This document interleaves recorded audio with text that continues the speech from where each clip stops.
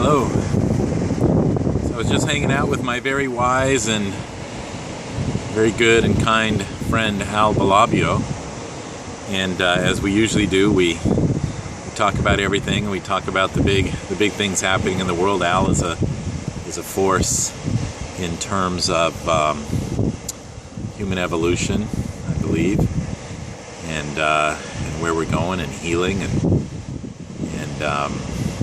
so I asked him what he thought. I knew there'd be a bit of a good message, and talking about everything happening in the world. And basically, he kind of summed it up in one word: fear. He's noticing, I've noticed that what's really gripping everybody, what's really affecting everybody's decision-making processes, and everything that's happening in the world, it seems, is fear, and getting caught up in it. Fear itself is not necessarily a negative thing. There's times when I think it's an appropriate response. I don't think nature has made any mistakes, so I believe that it exists appropriately. And however, to let it paralyze you, to let it control you, that's a problem. So courage is the answer. Courage. Even if you're a little bit afraid, courage is indeed the appropriate response to a sort of unfounded fear, you might say. And as you know, if you're in fear, you can't be in love. Love, of course, is the answer. And I talk about the return of the feminine. I've done my blogs on that, and blogs on mental toughness now. And really, the answer to all of that is courage.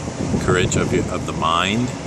You're controlling your thoughts, trying not to spin into worst case scenarios, if you will, and make stories that are worse than they actually are. So the story we tell becomes our reality. And so the answer, really, in the end, is no matter what's happening in the world, no matter who's doing what to whom, or what's happening on an environmental front, or just all these things, Ebola, ISIS, and so on and so forth, our worst enemy is fear. Is reacting to the fear is cowardice. And so,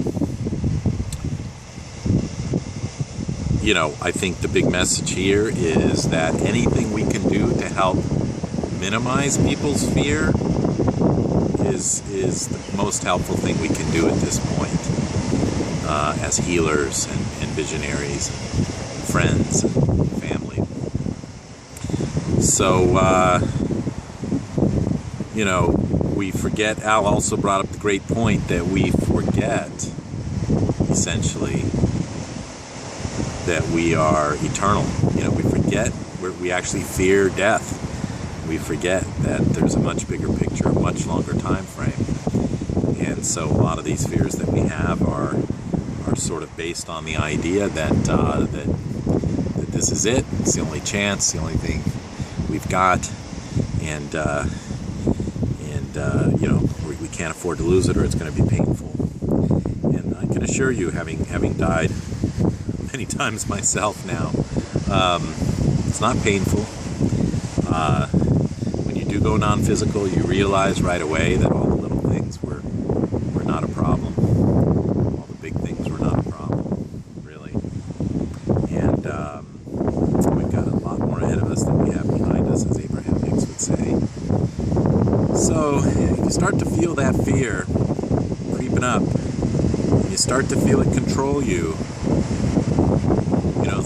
be courageous, be tough. Let your thoughts go towards a better story, the long-term story, whatever it takes.